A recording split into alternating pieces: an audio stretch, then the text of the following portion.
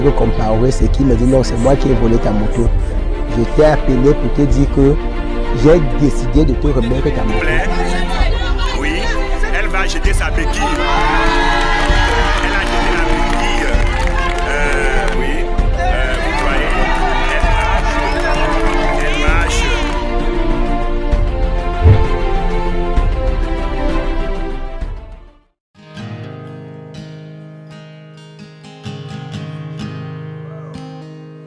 Il fait partie de ceux qui sont derrière la caméra.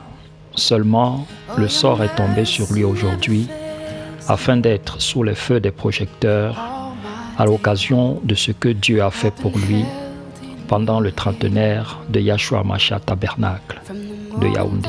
Lorsque le pasteur, notre pasteur a convoqué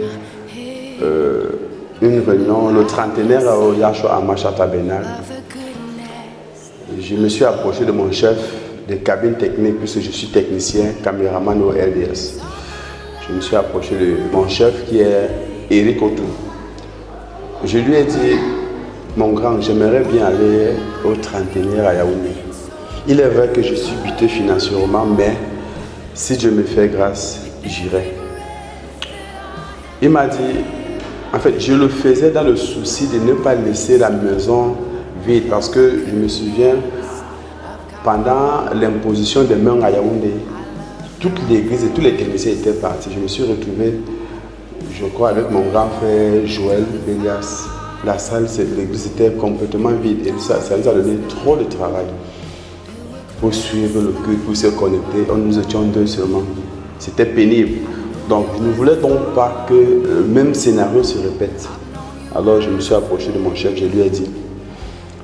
Et là, dans la cour, après le culte, on discutait avec les frères. Et puis j'ai dit, vraiment, il faut que j'aille à cette réunion. Parce qu'il arrive souvent à papa de me demander, comme ça, est-ce que le frère tel est là? Vraiment, il me demande souvent, je ne voudrais plus manquer. Il était à Macaque l'autre jour, il m'a demandé, j'ai dit donc, frère, que Dieu me fasse grâce et que je trouve de l'argent pour partir. Même s'il est connu par Monsieur Tout-le-Monde à cause du talent que Dieu lui a donné, le frère Koski Gilbert de Paul a eu la grâce d'avoir sur l'objectif de sa caméra une présence surnaturelle. Passons.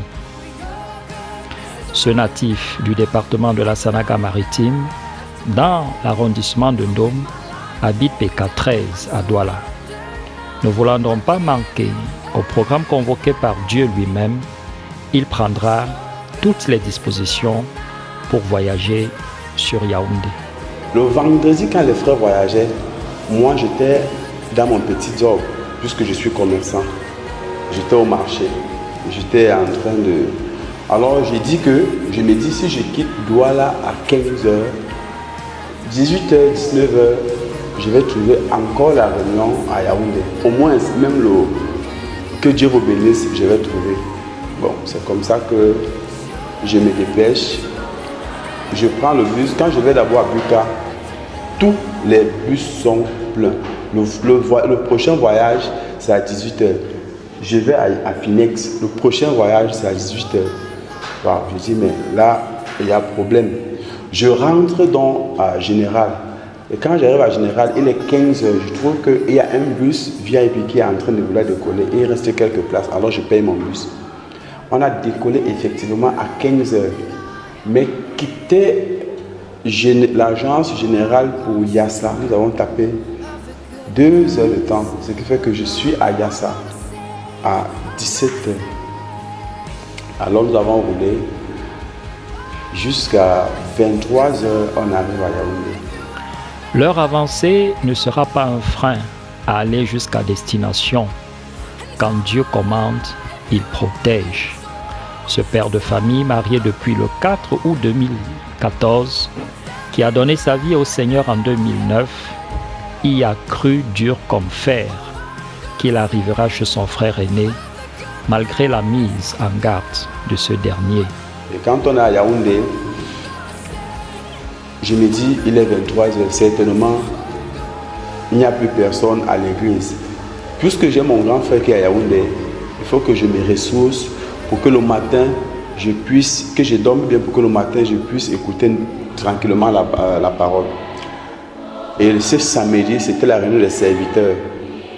C'est comme ça que j'appelle mon grand frère pour lui dire que bon, je vais venir dormir chez toi. Il me dit, il y a l'insécurité à Yekounou. Je lui dis carrément, l'ange de l'Éternel campe autour de ceux qui le craignent et les arrache du danger. Bon, moi je disais ça comme ça et puis bon, je prends le taxi. Quand j'arrive à Yekounou, je descends du taxi. J'attends la moto qui m'amène dans le quartier. Il y avait certains gars là qui font la moto. Ils ont refusé. Et puis il y a un troisième larron qui s'est déplacé. Il me dit, bon, je t'amène à condition que tu me payes 300. Je lui dis, il n'y a pas de problème. Le gars me porte. C'est comme ça que quand il m'a déposé, lui, il fait demi-tour, il part. Quand il part, je croise, moi je suis en train de descendre parce que au nouveau, la moto ne traverse plus. Moi je suis en train de descendre. Je croise donc deux garçons qui montent. Ils viennent, ils causent comme deux amis. Ils montent, je descends, ils montent, je descends. Quand ils arrivent à ma hauteur, l'un d'eux me demande mon téléphone. J'ai dit, ici, je suis seul. C'est ce que j'ai dans mon cœur.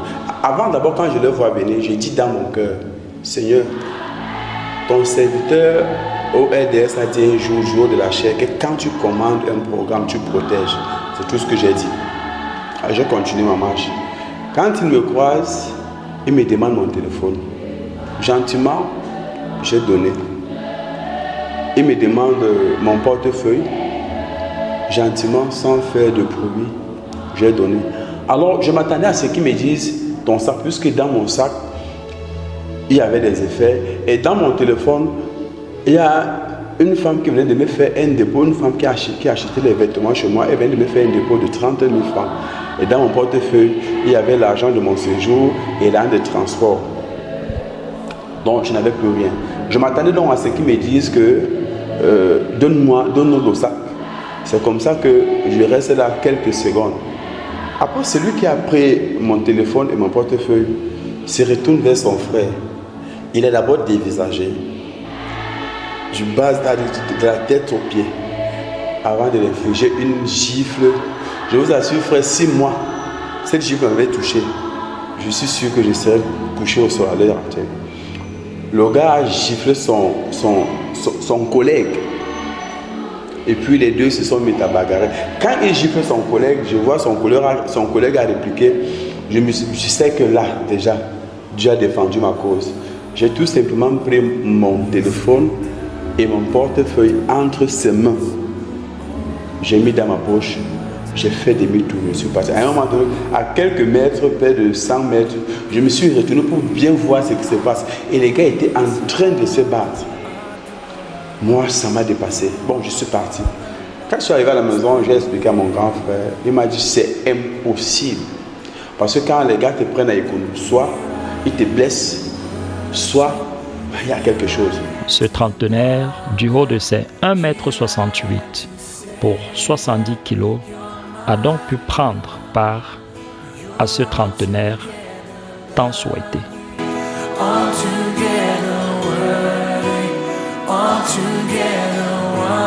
Votre expérience avec Dieu est-elle semblable à celle du frère Koski tout à l'heure ou le contraire? Quoi qu'il en soit, contactez-nous au numéro de téléphone qui s'affiche au bas de votre petit écran pour qu'ensemble nous magnifions les bienfaits de l'Éternel à travers vos témoignages. Bonsoir.